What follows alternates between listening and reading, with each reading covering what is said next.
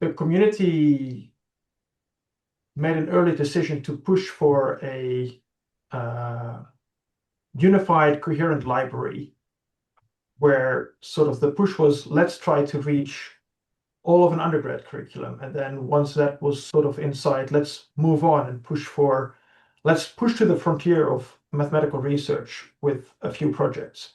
And like this aim of building something unified, I think had a sort of catalyzing effect. So I see that as two main factors. Kind of the kind of synergy between a group of people and then building this library in this fairly kind of orderly way strike you as kind of two distinguishing characteristics. Yeah. So, I mean, whether that answers the question of why lean and why now is maybe debatable. Let me kind of throw the same question to Kevin. So Kevin and Johan came into Lean around the same time, 2017-ish. Kevin, what do you think? I mean, to a certain extent, it's chance, isn't it? I mean, something happened, and then you could always say, well, why did this thing happen over this thing? To, to a certain extent, it was chance. Uh, I think Johann's point that the idea that we should make an undergraduate degree, I think it just seemed like such a sensible. Theorem provers have been around for decades, right? There are many theorem provers with many very respectable mathematics libraries and big communities working in them. But often, often people more associated with the computer science side of things. And somehow, as more and more mathematicians got involved, just this thought, like, where are these basic things that we're teaching our undergraduates? Where's just the one place where all of those things are and they can all interact with each other? So I did find it quite surprising that somehow that no one else was trying to make that thing. I mean, there were sort of approximations to that thing, uh, but there were none quite like Mathlib, really. And widely, it could have happened in one of the other theorem provers, probably. It's I mean, I have my outspoken opinions about why dependent type theory is a better choice than other, leads dependent type theory is a better choice than other type theories, and other people disagree with these, but somehow for me, leads dependent type theory is the right choice of type theory for what many mathematicians are doing. So that obviously helped. That was a big part of So it. yeah, I mean, yeah, I think so. The fact that it dealt with quotients in a very unfussy way. But yeah, people who are interested in type theory can talk about the pros and cons of various ways of setting things up all day and for forever. But it's somehow Lean made some decisions that turned out in retrospect to be quite convenient. And maybe that was because Leo's a genius, or maybe it was by chance. I don't really know, but Let me Yeah, let me ask you, Alex. You came into Lean, quite a while ago, a few years after these guys did, as part of this kind of big groundswell, pandemic era groundswell of movement into Lean. Well, my question is for you first is, do you think were there kind of underlying macro forces that made this the right time for like a theorem prover to catch on? And we will get to these macro forces, which are undoubtedly in play now, and with respect to Lean today, AI, we will talk about those in quite a bit. But when you think back to like 2021, 2022, when Lean was starting to really achieve some escape velocity in mathematics, does it strike you as these kind of more contingent things, this Mathlib stuff, or do you think there were also these underlying macro forces that were kind of making now the right time for it to finally happen? Yeah, that's a great question. Certainly, the fact that lean, the dependent type theory that lean is based on, that Leo and Jeremy Avogadro and many other people worked really hard to set up in just the right way for research level mathematics, and that they weren't so concerned with things like constructibility, things that get in the way of a lot of other situations. That lean just makes very, very easy for mathematicians to just jump right in and start working. But the other thing, especially, I can say this because I didn't have anything to do with this decision. The decision, exactly as Kevin just said, to make the target of Mathlib be the undergraduate curriculum is so at the same time underwhelming and brilliant that it's like, oh wow, no one has actually done the undergraduate curriculum. of course you should do the undergraduate curriculum before you do anything else.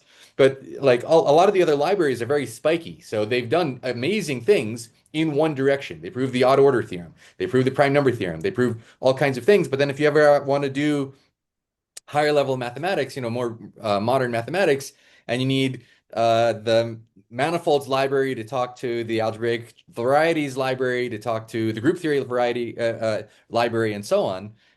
There kind of wasn't a library that was synthesizing it to the extent that Mathlib set out from the beginning to do. So I thought that was just the people around Mathlib had a series of really profound had made a series of profound decisions. And could it have been made in another theorem prover? I don't see technically why not, but it wasn't. And history is sometimes a chance. So a few chance decisions make all the difference. As I was writing the book, that was the thing that struck me most, is how much it felt like chance. Like a lot of these things were chance. Jeremy Avogadro was such an important part of this story, and I'm kind of for bridging between Leo and the math world. And it felt like chance that they saw each other at this class at CMU in 2007. Each one of you all, when you came into Lean, there's kind of an element of chance. So I think that was a big part of the story. I just actually a quick question. You mentioned kind of the importance of building Lean in certain ways Mathlib from the ground up, getting undergraduate level curriculum first. In my book, I very much emphasize that march, which you emphasize, Kevin. Kevin, where is Mathlib now? I feel like it'd be useful to know, like what's in there currently.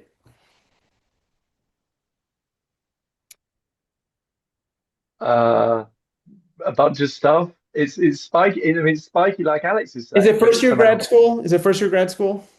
In many areas, but not in all areas. It's still We still don't have the residue theorem. That's right, which is second year undergrad, right? It's so that is kind of weird. In complex analysis, there's still less stuff than there should be.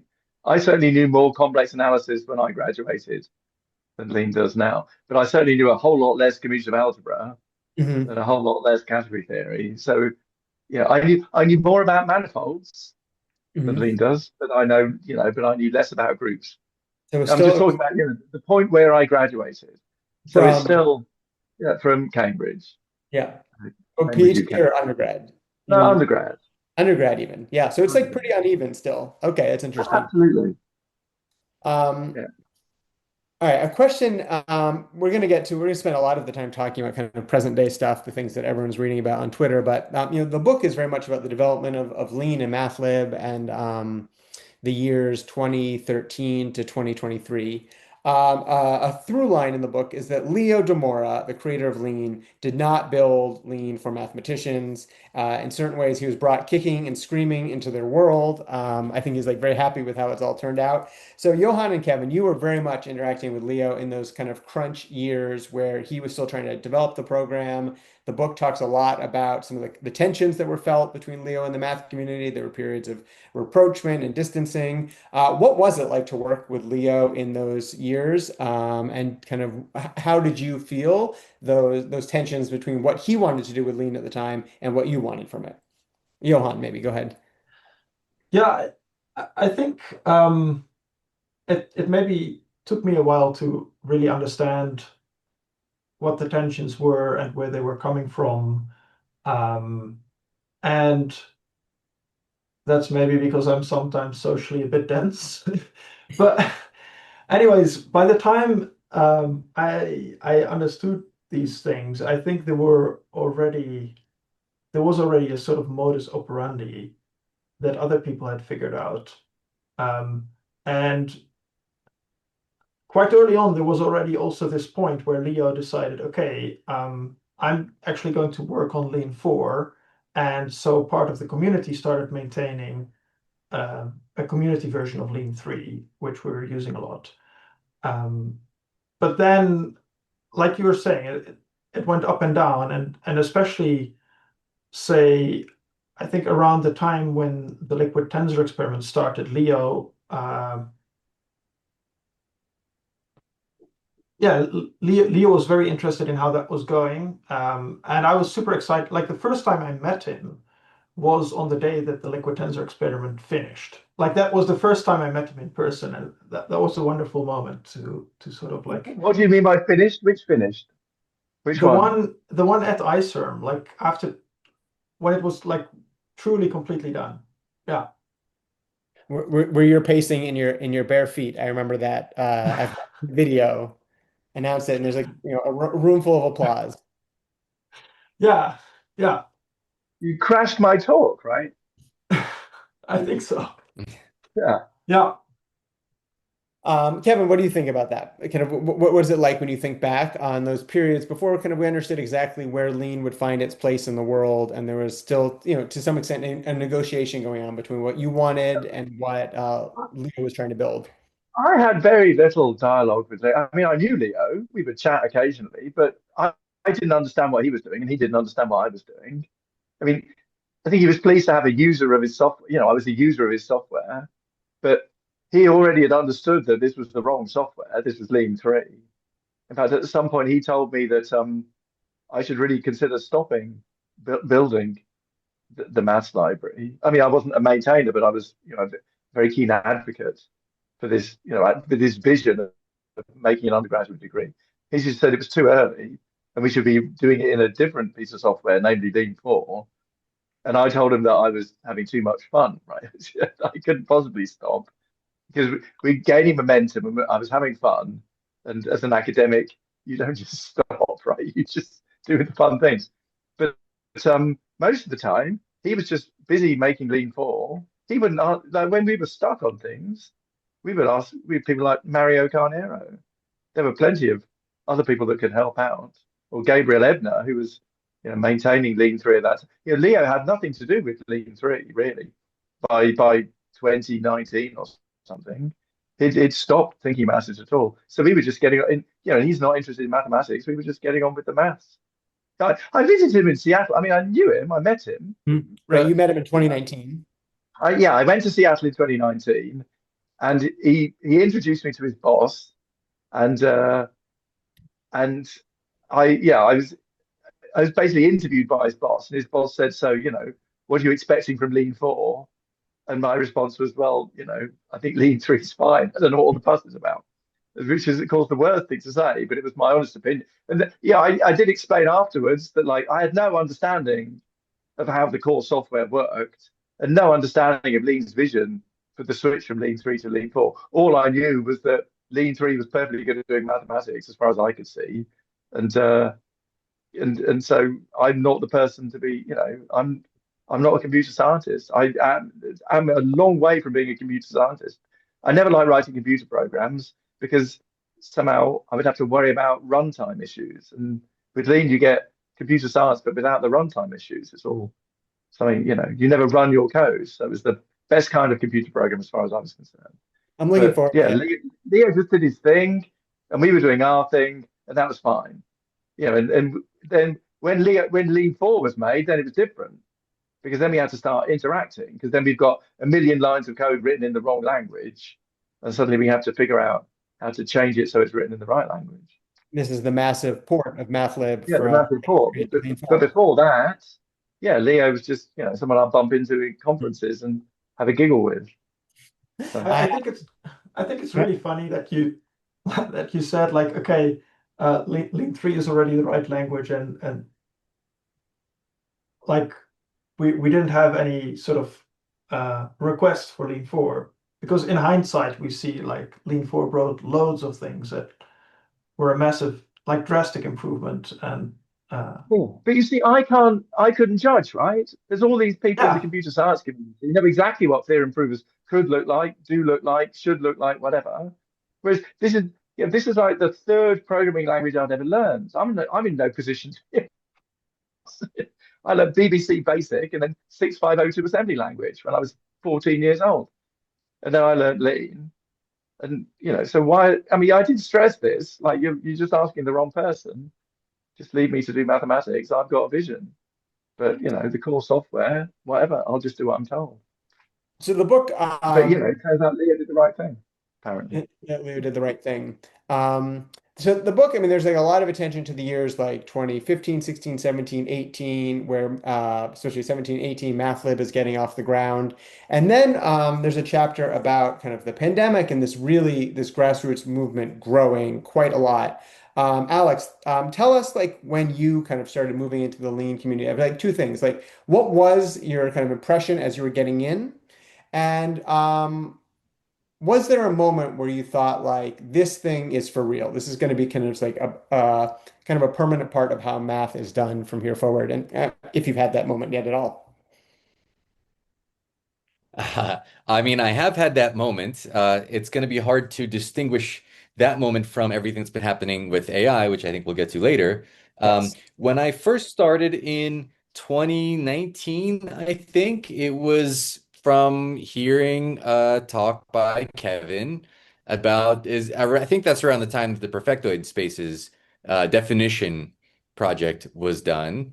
And at the time, I was well, I'm still a number theorist, but the way in, especially in analytic number theory, we have these notorious 100-page papers with lots of moving parameters, lots of little lemmas. It's so easy to make a mistake, and one little minus sign in some, lemma 73 can kill the entire paper. Like the whole thing is gone. None of it is useful if that one minus sign is wrong. And for algebra, I had Mathematica. I could check some, god-awful big algebraic expression that I needed to compute. I would do it once on paper. I know not to do it a second time because I'll get a different answer. So then I just have to go and put it into Mathematica as long as I type it in right. And Mathematica says, yes, that's the algebra. Then I never have to check it again, and I can just keep moving forward. And so I saw lean as an opportunity. See, Kevin was saying there are all these big problems in mathematics, and we don't really know what's true anymore, and people are writing statements out justifying them. And I don't disagree with that, but that wasn't my personal motivation because in my subfield, I really do know what's going on from the ground up. And so, okay, somewhere else people are struggling with it. I agree they need to straighten out their neck of the woods. But for me, everything's okay. But I want Lean to speed up my workflow. And so that was my dream, is that um, the way that I use Mathematica to check my algebra once and for all, and then I never have to recheck it. Once I prove a little lemma in some theorem that I'm trying right now to prove, that's where I want to formalize it immediately, put it into Lean. Great. I know exactly the specification. I know exactly what the conditions on all the parameters are. That's just going to sit there and it'll be there when I need it. 4 months later, when I'm onto some other part of the proof and I say, oh, wait, does this really connect to what I'm doing here? And so that was the dream. And I'm still not there. I still have not been able to formalize a single one of my papers, let alone do research. My real dream is to do research formally. And I think we're getting closer and closer to that being a possibility. But that's that to me is where I think once that happens, and AI is going to help make that happen, that's when it has to be a tool that every mathematician uses in the same way that every mathematician uses LaTeX, because it's just faster to typeset it yourself than hand it to a secretary and hope that you get something back in a few weeks that resembles what you wrote by hand. I mean, nobody does that anymore. It's just faster. And so in the same way, when lean gets to the point where it's faster to use it and it's right every time and it's very precise, I'm the one controlling what's happening. I don't believe that you just offload all of the formalization under the hood to an AI. I think the mathematician still needs to be responsible for it. But if we can get to that point, that'll be amazing. And I think everyone will use it just because it's a better way to work. So Kevin's dream was to like make sure the foundation or these kind of this recent work in algebraic geometry was correct. Your dream was to do research with lean. True, neither dream has been realized yet. No, but we're on the way. It's a big. I mean, I had a midlife crisis, right? This is very me specific. I got very concerned. A decade But ago at this point.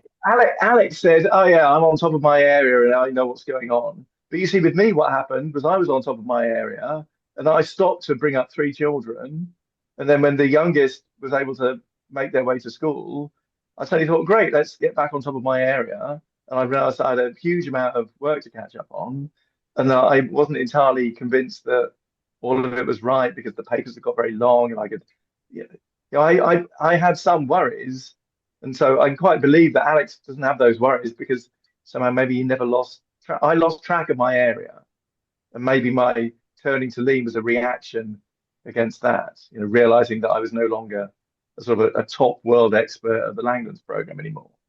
So Um, Alex, I But in think my you. case, there really is a fundamental problem. Oh, sorry.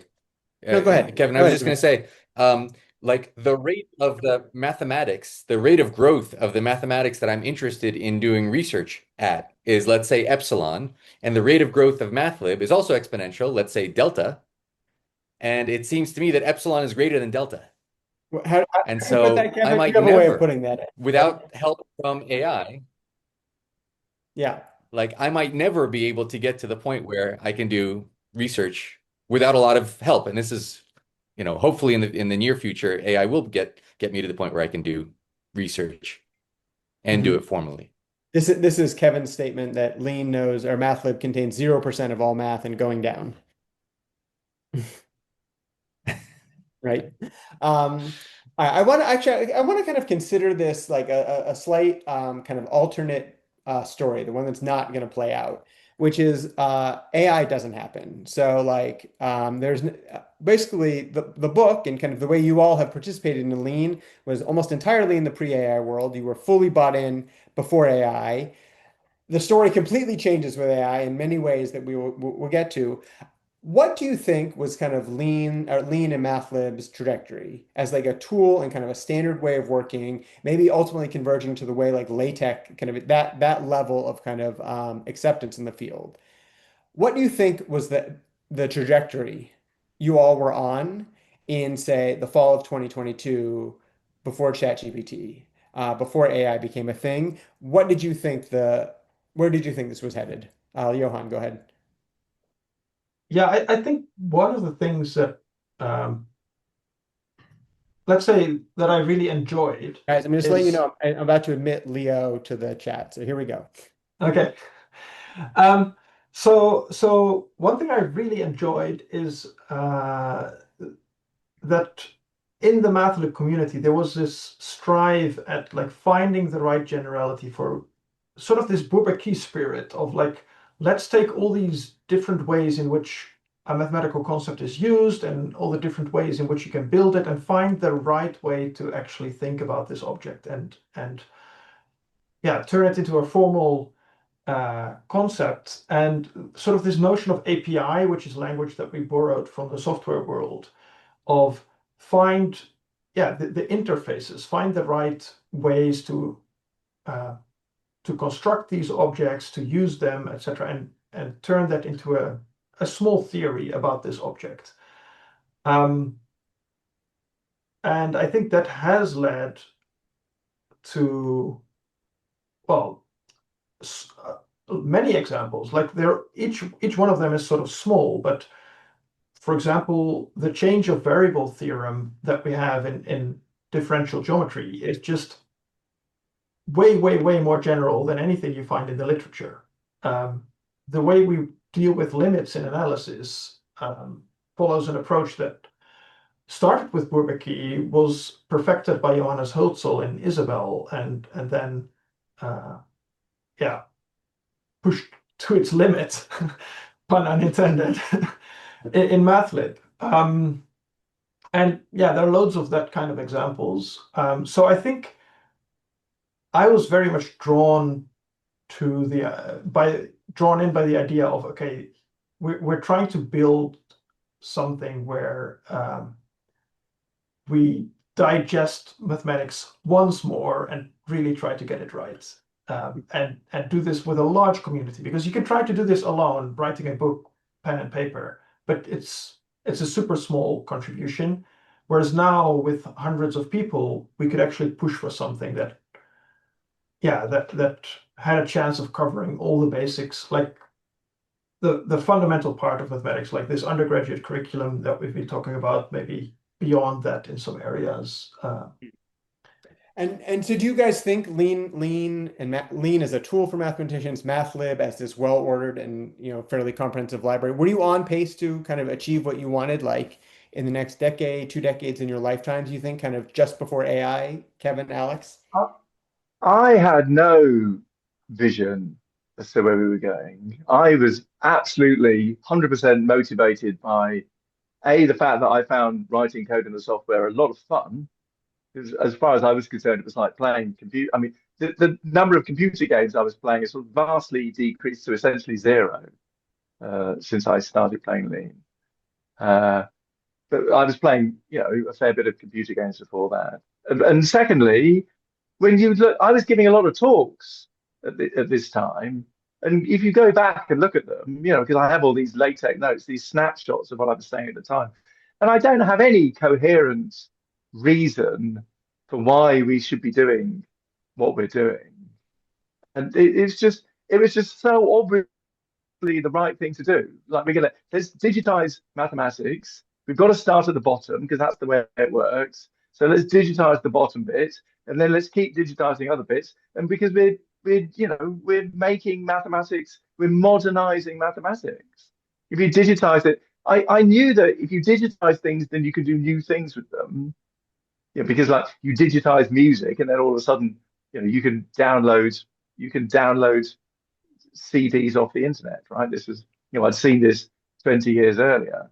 You digitize music, and then all of a sudden it becomes much, much easier to steal music, for example. And then ultimately, ultimately much easier to sort of buy music and just consume music in general. And I just kind of thought, just digitizing mathematics is clearly a good idea, but I had no real killer app for this. I just felt in my heart that it was just both fun and interesting. And as Johan said, it turns out that it opens up a whole bunch of interesting mathematical questions that I'd never really thought about before. But I bet those people that were writing the early Bourbaki, in the 1940s, 50s, those very, very smart people were thinking in just the same way. What's the right way to say this?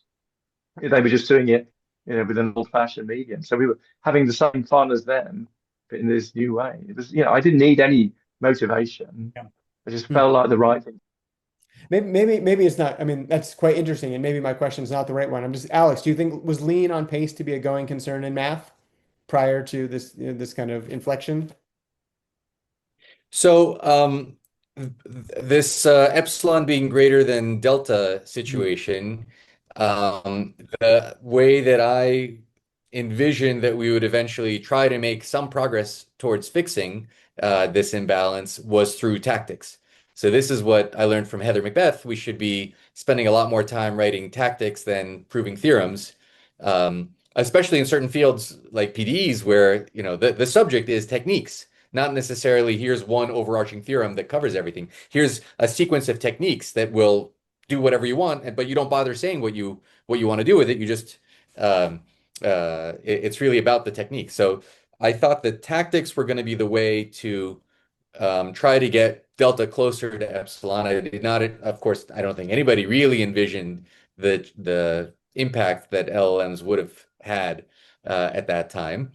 And for me, the Bourbaki way of doing things was really I didn't appreciate it at all. The thought of sitting around thinking about what the most general version, does this apply to semi-rings instead of rings? I'm like, what do you have to be high on to think that that's a fun question to think about? But of course, then you start doing formalization and you realize it's absolutely essential if you want to do something for real and not just, I guess I was much more like a PDE person in that sense, where I know how to do this, I know the theorem technique, I can prove this, and this, and okay, do I have to really go through this argument and check if I ever used, what rings have that semi-rings don't, or semi-joint monoid, whatever. These are kind of not the words that I enjoyed learning. And then when you start formalizing, you realize that if you don't answer these questions, you will rack up so much technical debt, you'll be paying for it for the rest of your life. And so these become actually fundamental. They're not just fun questions, they're fundamental questions to answer and get to the bottom of.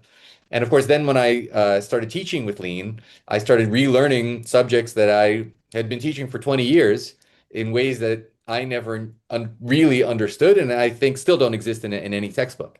So I very much appreciate now, A, what the Bourbaki people were doing, much more so. I guess maybe I just wasn't mature enough to appreciate what they were doing before. And B, seeing the utility of it in the development of a large cohesive library. Okay, this is where I'm going to start turning us towards the present a little bit. So, like the book talks quite a lot about just all the effort that went into making sure the first entries into Mathlib were at the right level of generality, were kind of future-proofed for whatever people ultimately would want to do in Lean, drawing on Mathlib. When the book ends in the spring of 2025, I had talked with all of you for these kind of like exit interviews. And a common point that came up was that auto-formalization, the ability to feed math textbooks, PDFs into an LLM and have it output Lean code that could go in Mathlib is just going to be key to making Lean like useful for research because of this delta epsilon problem. Auto-formalization was seen as kind of going to be quite helpful. Most recently, there's been this auto-formalization of the Fields Medal winning sphere packing result that has caused some controversy in the Mathlib community. And I want you to kind of explain to me what it is, but my understanding is it auto-formalization, when an LLM translates a massive paper like that into Lean code, it's not necessarily going to be at the standard of Mathlib code. You can't just, I don't think you can admit that into Mathlib. But that kind of creates some changes in the community dynamics and the incentives people have to engage in this formalization and to do it in the way that Mathlib wants it done. So I guess the question is auto formalization like godsend or curse for Mathlib? And I'm going to give that to Johan. I think there are many, many things to be said here, probably. First of all, I want to make I mean, it's maybe a bit cliche, but you can ask the same question about knives, right? Like, and with all these tools, like you can do good things and bad things with them, and I think we are seeing that also with AI in general, maybe also with auto formalization. You can do it in good ways, and you can do it in bad ways. And so we have loads of discussions within our community about like how should AI be used in general in life, in mathematics, and specifically for formalization. And people have many different opinions. So, okay, those are some general remarks. But then, like, I think this is a pretty turbulent time, but we should be doing loads of experiments to figure out like as many sort of points in the space of interactions, and then discuss them with each other and figure out like what is the right balance. There are many social norms, again, within academia, within our community.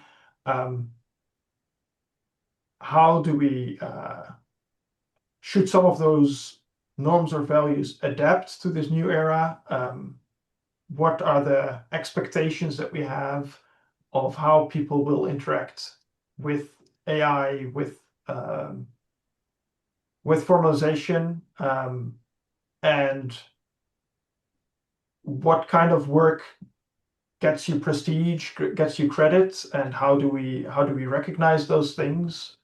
So those are all questions that are very much debated right now, and people are all trying to get a grip on that. Yeah, Alex, when there was some fairly heated rhetoric around this Math Inc. formalization of the sphere packing paper, Patrick Masso, a close colleague of yours, and like the development of all this, said something. I'm like paraphrasing that auto formalization of that sort just reduces that area in terms of formalization to like a radioactive wasteland. No one's going to want to touch it. Alex, you waded in on Twitter with some thoughts on kind of what it means for how the field needs to adapt.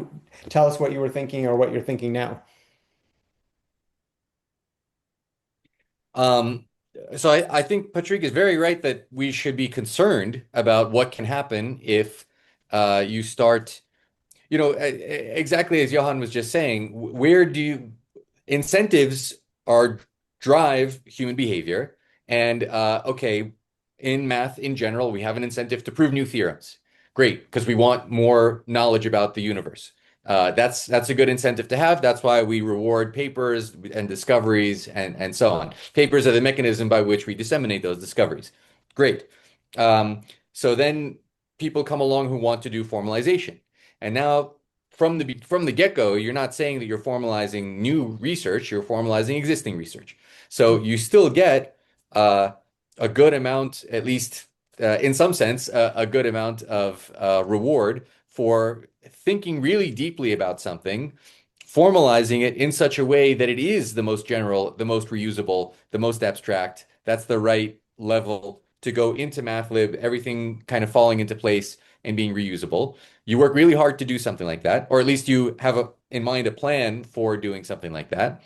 And then AI comes along and with a click of a button, just does something that on paper approximates what that process would have been in the sense that there's a final answer. And the last theorem is the one that you were going to get to, but hasn't done any of the what I call canonization. So figuring out what is the canonical version of this statement? Where does it belong? What's the right level of generality and so on, as were just discussing. So it's funny because Kevin, the first thing you said was, when people auto-formalize to get things into Mathlib, but it almost never, what is today auto-formalized almost never goes into Mathlib. Now, that's not because it necessarily can't. Whenever I try to articulate something that I can do that an AI will never be able to do, I never succeed in that exercise. I can't uh, pinpoint some particular thing that I do that AI won't be able to do. And one thing Mathlib maintainers do is they look over the code. It's very time consuming. It's very um, resource intensive and expertise intensive. And they have to figure out exactly where things should go and how to organize things. And they have to know the library inside and out to be able to answer those kinds of questions. And right now, there's no incentive structure for companies or people building these tools to work on that problem, on that particular problem. And so if we had auto-canonization in addition to auto-formalization, then indeed it could grow the library. We would still be missing, Thurston always talks about the proof is just the first step to what we want in mathematics. The complete, rigorous, solid proof is step one for understanding. Then there's 1,000 layers on top of that. There's intuition, there's a different proof for the same thing, which techniques did you actually need to use, and so on. There's a million questions that mathematicians can ask again and again to something that on paper is a proved theorem, right? And we absolutely value that as a core part of math research. And so if we're just completely outsourcing everything that we do to AI, then there's no humanity left in it. I mean, if I press a button on GPT 42.0 and it spits out a million line proof of the Riemann hypothesis, does that mean, is that something to celebrate? Or do I still want to sit there and try to understand how the proof goes? So I think for the vast majority of mathematicians, it's the latter. Whereas for an AI company that's using us in this temporary way as publicity and marketing, they just need to be able to say, hey, I auto-formalized. You guys said auto-formalization was important. Here, I auto-formalized this, and that means I'm the best, and please invest more money in me. So I think that really is a very temporary thing where pretty soon companies will actually need to produce things of value. Theorems are not of value to anyone but us.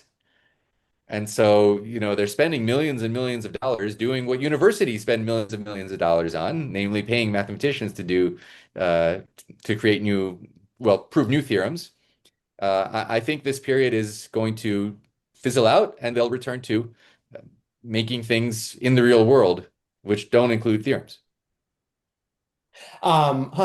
Kevin, a couple follow-up questions, but one is to you, Kevin. You were very interested in kind of big impact, high profile formalization efforts as like a way to kind of get people's attention and have them adopt Lean. First, you did schemes, no one cared about that. Then you do perfectoid spaces. You were involved with the liquid tensor experiment in some ways. When I left at the end of the book, you were trying to formalize the modern version of Wiles's FLT proof. But now there is some element of like push button formalization, not canonical formalization, but push button formalization. How does that change your thoughts of like where you want to spend your time, if it does at all? Well, yeah. So one can ask why. I mean, let me just say before that those high profile projects were not necessarily because I thought that the work was important, but because I thought that because I was doing that was a marketing exercise, right? Me and Patrick and Johan, absolutely explicitly say on the very first page of that perfectoid space paper that, this is, one of the points of the work is that it's a publicity stunt, just to explain that these things can be used to engage with modern research mathematics. And of course, there's no point doing publicity stunt after publicity stunt, right? But you have to ask, what is the point of formalization? And there are lots of answers. And auto formalization doesn't tick all of the boxes. And so, this is a key. If you're interested in auto formalization because you want to understand, if you're interested in formalization because you're interested in abstraction or you're interested in understanding, then maybe auto formalization isn't ticking those boxes. But if you just want to know if the proof is right, then it maybe is a very effective way of ticking the box. So it's kind of, it is a weird thing, because it's ticking some boxes but not all of them. That's where auto formalization lives at the minute.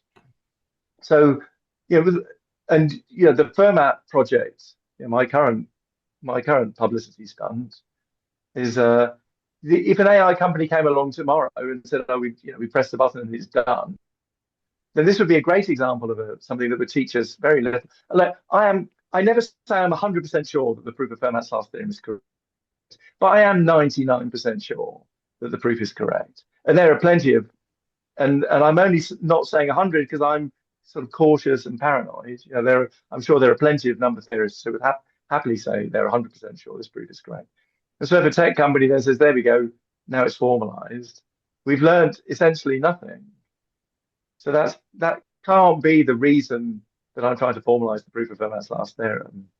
So there are things that formalization can give you, but that auto formalization can't. Yeah, I'm trying to make a sort of a living document which explains to people, how the proof works, and you can sort of explore in it and experiment and try and work out which bits are important and which bits are long, which bits are quite long and which bits are incredibly long, where the work is.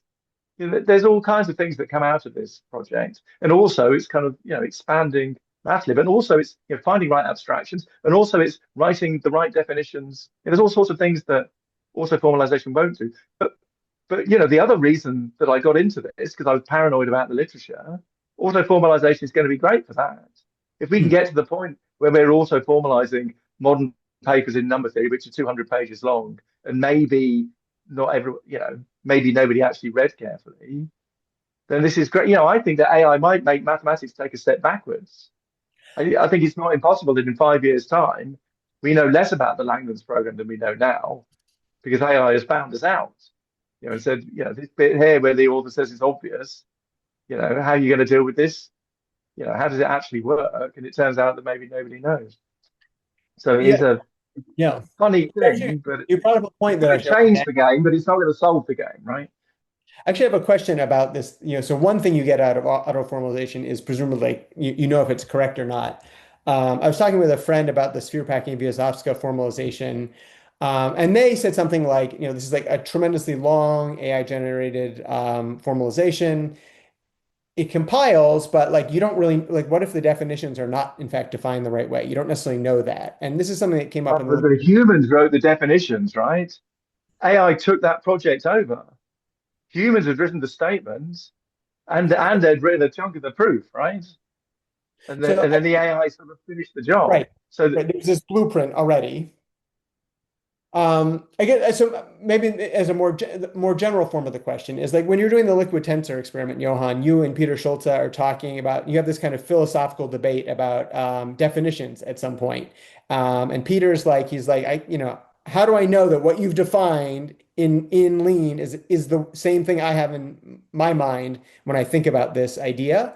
And it seems like that kind of tension is even kind of greater when you're dealing with AI auto formalization, and the proofs are much longer, and like humans are like less involved at each step. So I guess that's my question. Does your assurance that something's correct because it compiles? How does this kind of get? How do you think about? How do you gain confidence that the AI is thinking about things the same way you are? Absolutely. Yeah. So the question of semantic alignment, like you have things written down in Lean, you have things written down on paper or your mental model, and like how do you know those match? And this is something that, like as you said, we were thinking about towards the final in the final stages of the liquid tensor experiment. But it has become a much larger concern in this era of auto-formalization. I do think we have some techniques, but to address this. But of course, they are limited in the sense that they never give you the same assurance as like reading through all the definitions yourself and convincing yourself that yes, all of these definitions mean exactly what I think they mean. But I do think that sort of the structure of mathematics as we have been setting it up or discovering it over the centuries does lend itself to sort of like we compactify things, we wrap things in abstraction boundaries and layers. And so to some extent, I think we will be able to navigate also like auto-formalization artifacts that are at a super large scale. And actually, like this is all getting into sort of the science fiction realm, and all of this is very hypothetical, but I think we might be approaching a point in the history of mathematics where we might break through a new cognitive abstraction boundary of the way we do maths, the way we interact with mathematics, where instead of interacting with individual theorems and individual proofs, a decade from now, we might look back and realize, hey, we're much more interacting at the level of entire theories and sort of moving them around and staring at much larger bodies of mathematical concepts at the same time and caring much less about the individual lemma and the individual proof. But as I say, this is like we're seeing maybe the first tangent vectors pointing in that direction, but it's very much science fiction now. But there, so why am I saying this? We started with semantic alignment, and one of the answers might be that semantic alignment is going to play a different role. Like I don't want to say it's going to be unimportant, but yeah, we might sort of sidestep the problem in some sense. Yeah, this is vague. I don't know how to make it more precise. I'm just basing this on the things I have been seeing in the past few months. Kevin, Alex, thoughts on kind of any of that, either the semantic alignment piece or this kind of vision of a math where theories interact rather than proofs? Yeah, this is something that Christian Szegedy talked about when he proposed auto-formalization almost 10 years ago. He came to visit me at Rutgers when I was first starting out with Lean, and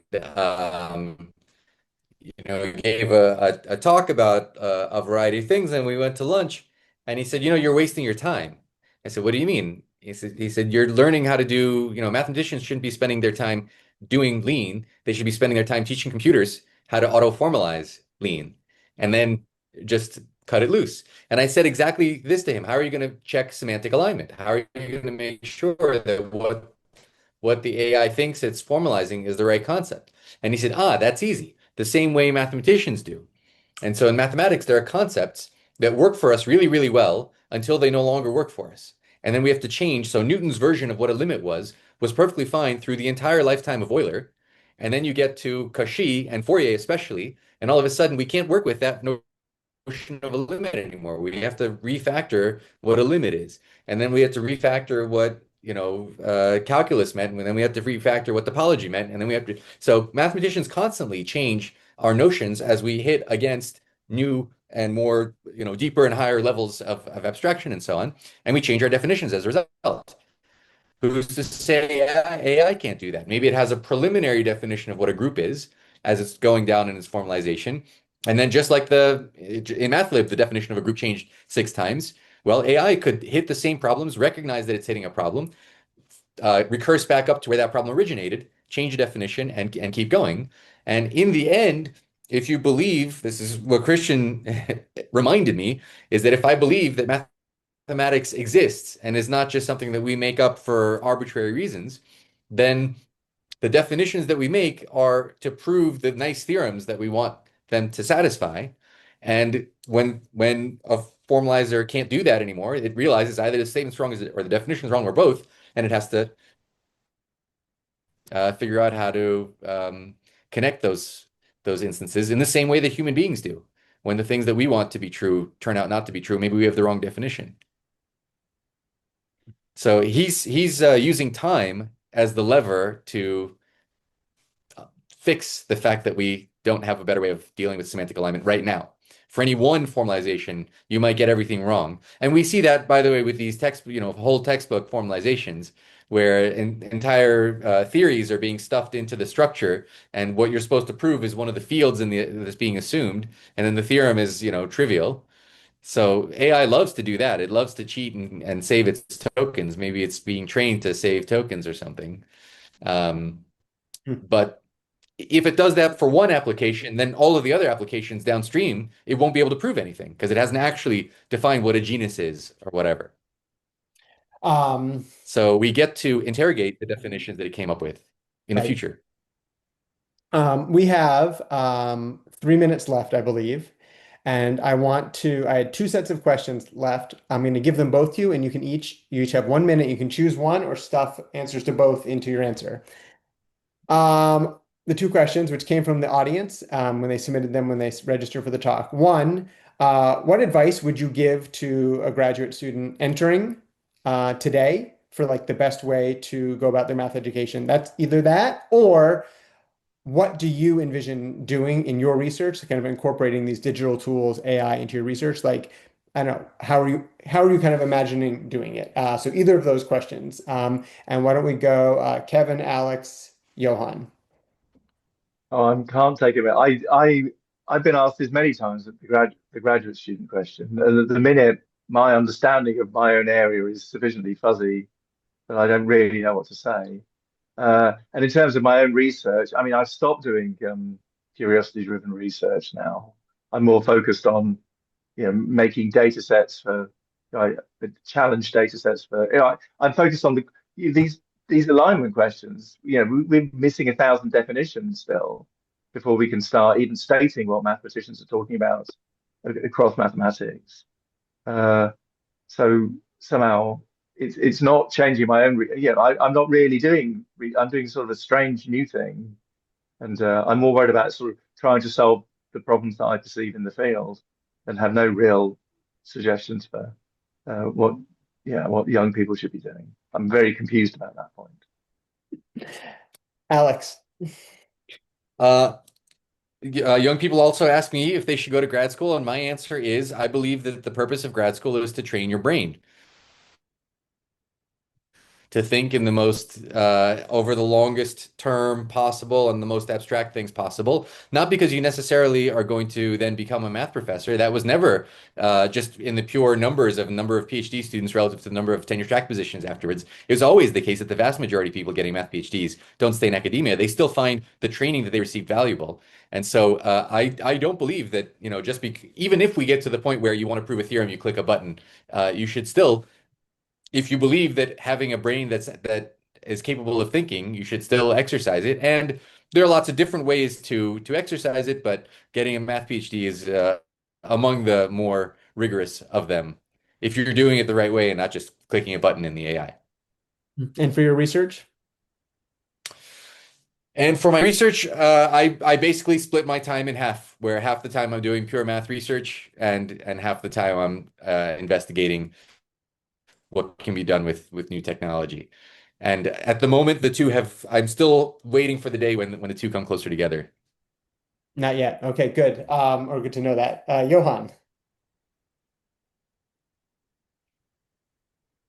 Sorry, I was muted. Yeah, I think so.